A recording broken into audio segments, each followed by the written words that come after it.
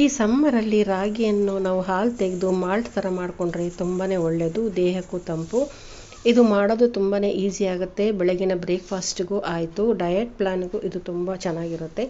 ಚೆನ್ನಾಗಿ ರಾಗಿ ನೆನೆ ಹಾಕಿ ಒಟ್ಟೆಲ್ಲ ತೆಗೆದು ತೊಳೆದು ನೆನೆ ಹಾಕಿಟ್ಟು ರಾತ್ರಿ ನೆನೆ ಹಾಕಿಟ್ಟು ಬೆಳಿಗ್ಗೆ ಇದನ್ನು ಮಿಕ್ಸಿಯಲ್ಲಿ ಹಾಕಿ ಚೆನ್ನಾಗಿ ನುಣ್ಣಗೆ ನೈಸಾಗಿ ನಾವು ಮಿಕ್ಸಿ ಮಾಡಿಕೊಂಡು ಅದನ್ನು ಫಿಲ್ಟ್ರ್ ಮಾಡ್ಕೊಳ್ಬೇಕು. ಒಂದು ಸಲ ಅಲ್ಲ, ಸುಮಾರು ಅದು ಹೊಟ್ಟು ಬರೋ ತನಕ ಎಲ್ಲ ಹಾಲು ತೆಗೆದು ಫಿಲ್ಟ್ರ್ ಮಾಡ್ಕೋಬೇಕು. ಇದಕ್ಕೊಂದು ಏಲಕ್ಕಿ ಹಾಕ್ಕೊಳ್ತಾ ಇದ್ದೀನಿ. ಫ್ಲೇವರ್ ತುಂಬ ಚೆನ್ನಾಗಿರುತ್ತೆ ಈ ಹಾಲಲ್ಲಿ. ಇದನ್ನು ನಾವು ಫಿಲ್ಟ್ರ್ ಮಾಡಿಕೊಂಡು ಹಾಲು ತೆಗೆದು ಇದು ಒಂದಲ್ಲ 2 ಸಲ ಬ್ಯಾಚಲ್ಲಿ ನಾನು ಇದನ್ನು ಮಿಕ್ಸಿ ಮಾಡ್ಕೊಳ್ತೀನಿ. ಎಲ್ಲ ಹಾಲು ತಗೊಳ್ತೀನಿ. ಇಲ್ಲಿ ಸ್ವಲ್ಪ ಜಾಸ್ತಿನೇ ಆಯಿತು ಅನಿಸುತ್ತೆ ರಾಗಿ ಹಾಕಿರೋದು. ಹಾಲು ಮಾತ್ರ ತುಂಬ ಬಂದಿದೆ. ಇದನ್ನು ಅರ್ಧ ತೆಗೆದಿಟ್ಕೊಂಡು ಇದರಲ್ಲಿ ಹಲ್ವಾನೂ ಮಾಡ್ಬೋದು, ರಾಗಿ ಮಣ್ಣಿ ಅಂತ ಹೇಳ್ತಾರೆ ಅದನ್ನು ಮಾಡ್ಬೋದು.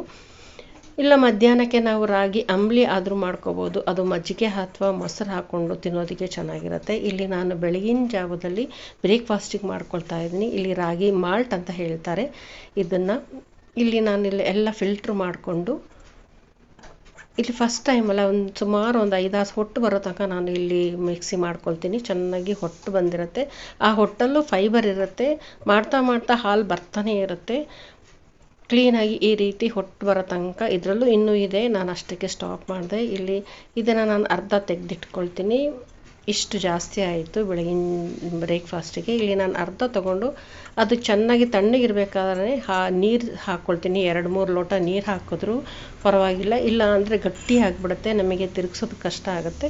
ಇದಕ್ಕೆ 1 ಸ್ಪೂನು ಸಕ್ಕರೆ ಹಾಕ್ಕೊಳ್ತೀನಿ. ಮತ್ತು ರುಚಿಗೆ ತಕ್ಕಷ್ಟು ಉಪ್ಪು ಹಾಕ್ಕೊಂಡು ಒಲೆ ಮೇಲೆ ಇಟ್ಟು ಇದನ್ನು ಕೈ ಬಿಡದೆ ಆಡಿಸ್ತಾ ಇರಬೇಕು. ಕೈ ಬಿಟ್ಟರೆ ಅದು ಗಂಟು ಥರ ಆಗುತ್ತೆ, ಮುದ್ದೆ ಥರ ಆಗುತ್ತೆ. ನೀರು ಜಾಸ್ತಿ ಹಾಕ್ಕೊಳ್ಬೇಕು, ಆವಾಗಲೇ ಇದನ್ನು ನಮಗೆ ತಿರುಗಿಸೋದಕ್ಕೂ ಈಸಿ ಆಗುತ್ತೆ. ಕೈ ಬಿಡದೆ ತಿರುಗಿಸ್ಕೊಳ್ಬೇಕು. ಚೆನ್ನಾಗಿ ತಿರುಗಿಸ್ಕೊಂಡಾದ್ಮೇಲೆ ಇದು ಚೆನ್ನಾಗಿ ಮಾಲ್ಟ್ ಥರ ಆಗುತ್ತೆ. ಬಾಯ್ಲ್ ಆಗಬೇಕು, ಚೆನ್ನಾಗಿ ಕುದಿ ಬರಬೇಕು. ಕುದಿ ಬಂದಮೇಲೆ ನಾವು ಸ್ಟವ್ ಆಫ್ ಆದಮೇಲೆ ಇದನ್ನು ಸ್ವಲ್ಪ ಬೆಚ್ಚಗೆ ಆಗಬೇಕು ನಾವು ತೊಗೊಳೋದಕ್ಕೆ. ಇದು ಬಿಸಿಯಲ್ಲಿ ತುಂಬ ಬಿಸಿ, ಕೈ ಮೇಲೆ ಬಿದ್ದರಂತೂ ಕೈ ಸುಟ್ಟೋಗುತ್ತೆ ಆ ರೀತಿ ಇದು ಬೇಕಿದ್ರೆ ನಾವು ಹಾಲು ಹಾಕೋಬೋದು, ಇಲ್ಲ ಹಾಗೇ ಕುಡಿಬೋದು, ಅಷ್ಟು ಟೇಸ್ಟ್ ಇರುತ್ತೆ. ಏಲಕ್ಕಿ ಫ್ಲೇವರ್ ಹಾಕಿದ್ರಿಂದ ಫ್ಲೇವರ್ ತುಂಬ ಚೆನ್ನಾಗಿರುತ್ತೆ. ಇದಕ್ಕೆ ನಾನು ಸ್ವಲ್ಪ ಹಾಲು ಹಾಕ್ಕೊಂಡಿದ್ದೀನಿ.